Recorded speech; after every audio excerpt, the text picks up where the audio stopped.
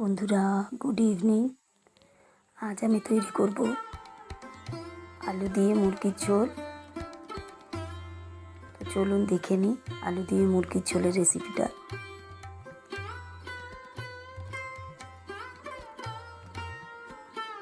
প্রথমেই আমি কড়াইতে দিয়ে দিচ্ছি কিছুটা সর্ষের তেল।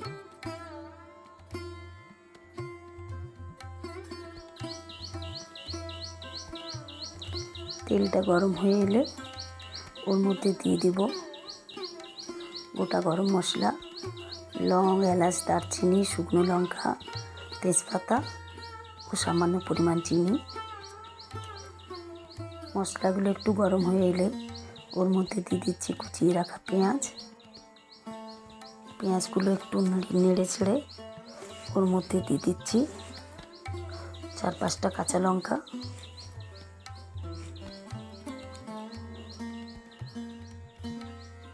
আবারও পেঁয়াজটাকে নাড়িয়ে চাড়িয়ে ওর মধ্যে দিয়ে দিচ্ছি আদা, রসুন এবং 2টো শুকনো লঙ্কার পেস্ট।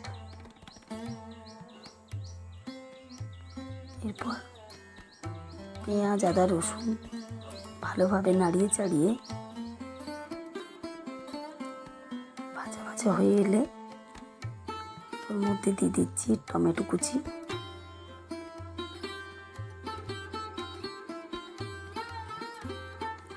এরপরে দিয়ে দিচ্ছি ওর মধ্যে সামান্য পরিমাণ হলুদ। আমি ছোট চামচের 2 চামচ দিয়েছি হলুদ। দিয়ে দিচ্ছি 2 চামচ বড় চামচের জিরে কুটো ও ছোট চামচের 2 চামচ লঙ্কার গুঁড়ো।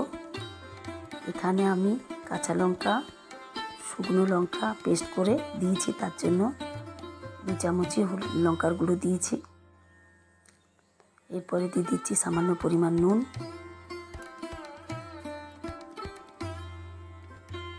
এরপরে সব কিছু ভালোভাবে মিশিয়ে নেব। এরপরে দিয়ে দিচ্ছি টুকরো করে রাখা মাংসের পিসগুলো।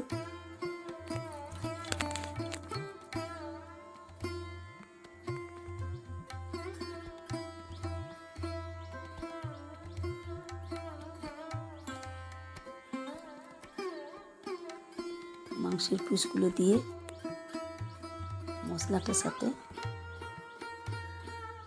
ভালোভাবে মিশিয়ে নেব।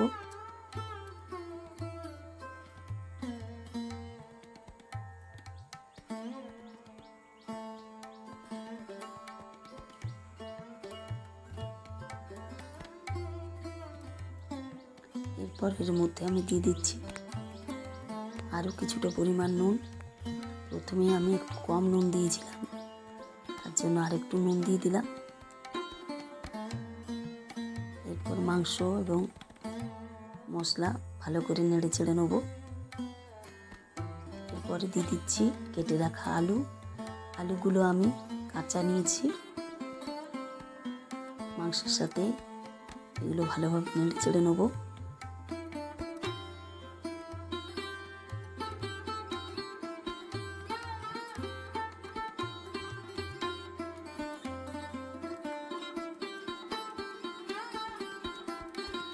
মাংসটা আমাদের তেল ছেড়ে এসছে। আবারও কিছুক্ষণ ভালো করে নেড়ে চেড়ে নেব, কষা কষা হওয়া পর্যন্ত।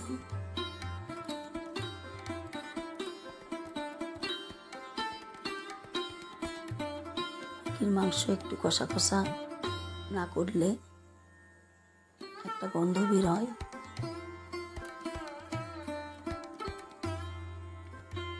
এই গন্ধটা দূর করার জন্য একটু লেবুর রসও দেওয়া যেতে পারে।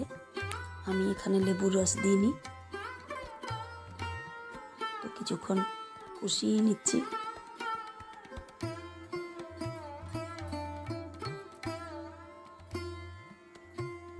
এরপরে দিয়ে দিচ্ছি জল।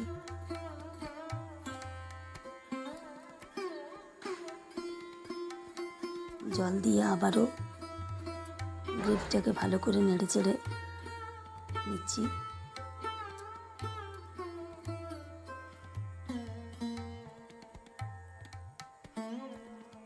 এরপর আবারও কিছুক্ষণ কিছুক্ষণ নাড়িয়ে চাড়িয়ে দিয়ে দিচ্ছি কিছুটা পরিমাণ জল। যেহেতু এটা আমাদের আলু দিয়ে মুরগির ঝোল, তাই একটু জল দিতেই হচ্ছে আলু এবং মাংসগুলো সেদ্ধ করার জন্য।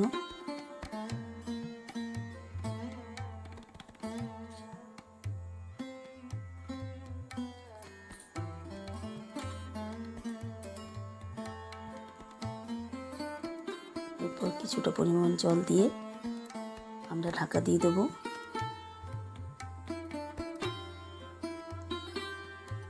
এরপর ঢাকা খুলে আমরা দেখে নেব আলু এবং মাংস সেদ্ধ হয়েছে কিনা। মাংস কষতে কষতে সেদ্ধ হয়ে যায়, কিন্তু যেহেতু আলুগুলো একটু বড় বড় সাইজের, তাই একটুক্ষণ ঝোলটা ফোটাতেই হবে। আলু আমাদের সেদ্ধ হয়ে গেছে, মাংসও সেদ্ধ হয়ে গেছে।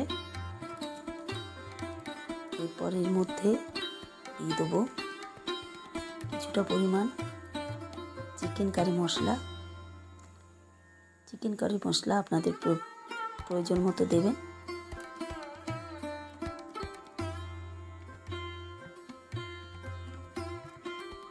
এরপর আবার কিছুক্ষণ ফুটিয়ে নেব ঝোলটা।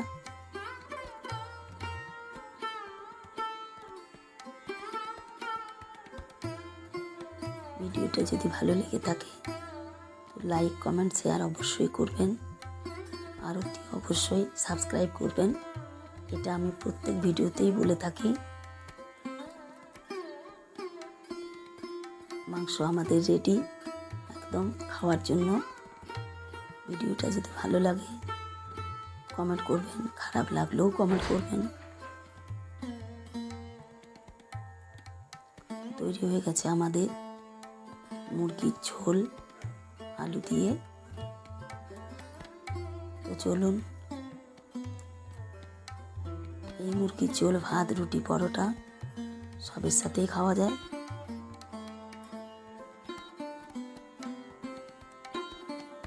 তো ভালো থাকবেন, সুস্থ থাকবেন।